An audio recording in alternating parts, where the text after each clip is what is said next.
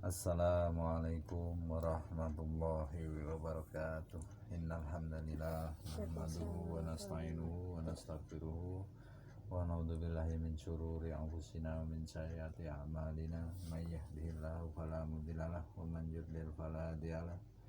Asyhadu an la ilaha illallah wa la syarikalah wa asyhadu anna Muhammadan abduhu wa rasuluh. Rabbi shrah li sadri wa yassir li amri wahlul 'uqdatam min lisani yafqahu qawli, amma ba'du. Dan yang dimuliakan Allah Subhanahu wa taala, lagi dan lagi marilah kita panjatkan puji syukur kita kepada Allah Subhanahu wa taala yang mana pada malam hari ini Allah masih kira beri kita hidayah. Allah kumpulkan kita dalam majelis mulia, yaitu majelis yang membicarakan tentang agama. Salawat dan salam semoga senantiasa tercurah pada junjungan kita Nabi besar Muhammad sallallahu alaihi wasallam beserta keluarga, sahabatnya dan juga para pengikutnya yang senantiasa istiqomah di jalannya. Amin amin ya rabbal alamin. Marilah kita mulai ta'lim malam ini dari kitab Fadilah Salat tentang salat berjamaah.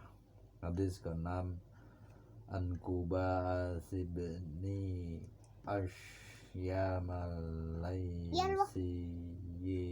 radhiyallahu anhu qala Rasulullah sallallahu alaihi wasallam salatar rajulaini ya ummu ahaduhuma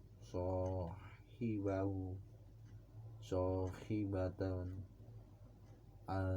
azka indallahi min salati arba'atin tajra wa salatu arba'atin azka indallahi min salati thamaniyatin tajra wa salatu thamaniyatin ya ummuhum ahaduhum aska indallahi min sholati mi'ayatin tamro. Dari Sayyidina Khubaj bin Asyam al-Laisi radhiyallahu anhu, ia mengatakan bahwa baginda Rasulullah SAW bersabda, sholatnya dua orang dengan berjamaah yang salah seorang dari keduanya menjadi imam lebih disukai Allah Subhanahu wa taala daripada 4 orang sholat sendiri-sendiri. Sholatnya 4 orang berjamaah lebih disukai Allah Subhanahu wa taala daripada 8 orang sholat sendiri-sendiri.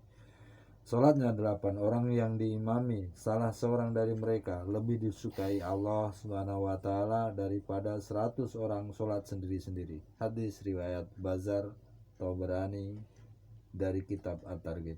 Diulang kembali dari Sayyidina Khubaj bin Asyam al-Laisi radhiyallahu anhu, ia mengatakan bahwa baginda Rasulullah SAW bersabda, sholatnya 2 orang atau 2 orang dengan berjamaah yang salah seorang dari keduanya menjadi imam lebih disukai Allah Subhanahu wa taala daripada 4 orang sholat sendiri-sendiri. Sholatnya 4 orang berjamaah lebih disukai Allah Subhanahu wa taala daripada 8 orang sholat sendiri-sendiri. Sholatnya 8 orang yang diimami salah seorang dari mereka lebih disukai Allah Subhanahu wa taala daripada 100 orang sholat sendiri-sendiri. Hadis riwayat Bazar Tabrani dari kitab At-Targhib. Dalam hadis lain dikatakan jamaah yang besar lebih disukai Allah Subhanahu wa taala daripada jamaah yang kecil. Faidah: sebagian orang merasa cukup sholat berjamaah di rumah atau di toko dengan 2 atau 4 orang. Orang seperti ini mendapatkan 2 kerugian. Pertama, tidak mendapat pahala sholat berjamaah di masjid. Kedua, mereka terhalang dari pahala yang disebabkan banyaknya peserta sholat berjamaah. Lebih banyak orang yang berjamaah akan lebih dicintai Allah Subhanahu wa taala. Jika kita melakukan suatu pekerjaan untuk mencari ridha Allah Subhanahu wa taala, hendaknya kita melakukannya dengan cara yang paling disukai Allah. Sebuah hadis menyebutkan bahwa Allah Subhanahu wa taala suka jika melihat 3 hal ini, yakni sholat berjamaah, 2 orang yang sholat tengah malam tahajud, dan 3 orang yang maju ke medan perang fisabilillah, dari kitab Jami'us Shaghir. Diulang kembali, sebuah hadis menyebutkan bahwa Allah Subhanahu wa taala suka jika melihat 3 hal, yakni yang pertama sholat berjamaah, yang kedua orang yang sholat tengah malam atau tahajud, yang ketiga orang yang maju ke medan perang fisabilillah, dari kitab Jami'us Shaghir. Demikian tadi telah kita perdengarkan firman-firman Allah dan sabda baginda Rasulullah SAW tentang pentingnya sholat berjamaah. Semoga Allah Subhanahu wa taala memberi paham kepada kita untuk senantiasa amal dan sampaikan insya Allah.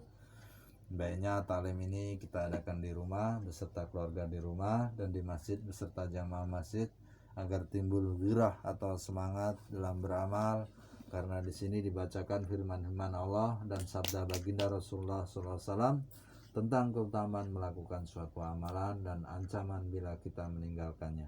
Kesempurnaan hanya milik Allah Subhanahu wa taala. Sempurna majelis, marilah kita tutup majelis ini dengan doa kifaratul majelis. Subhanallahi wa bihamdihi, subhanakallahumma wa bihamdika, asyhadu an la ilaha illa anta, astaghfiruka wa atubu ilaik.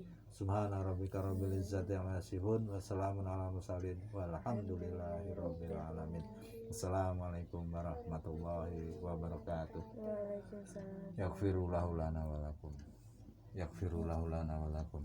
Yaghfirullahu lana wa lakum.